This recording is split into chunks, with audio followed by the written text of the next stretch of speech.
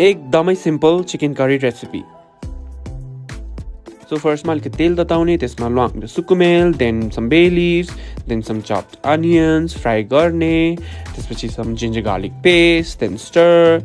त्यसपछि you add some turmeric for color त्यसलाई अलिकति पकाउने then goes the chicken मज्जाले चलाउने first मा अलिकति नुन हालेर then you cover it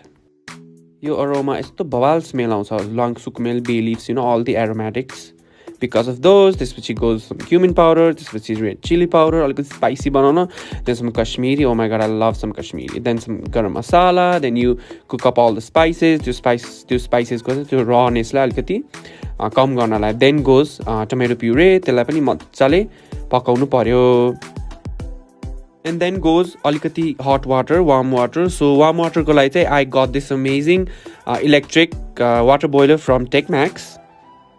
and electric boiler यस्तो convenient छ कि so त्यो पाइप जार भित्र छिराइसकेपछि चाहिँ पाइप को थ्रु पानी आउँछ and as you can see on the video you press some buttons त्यसमा चाहिँ you can set the temperature अनि त्यसपछि त्यहाँ डबल ट्याप गरेपछि पाइप को थ्रु जार को पानी त्यो पाइपबाट automatically kettle भित्र जान्छ and then it gets boiled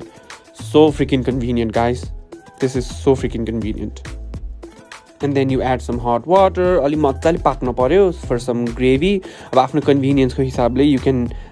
add or हुन्छ नि increase or reduce the water त्यसपछि lastly you garlic leaves ले चाहिँ garnish गर्ने and then some coriander and it's done guys ए एउटा हड्डी भाग्यो thank you for watching bye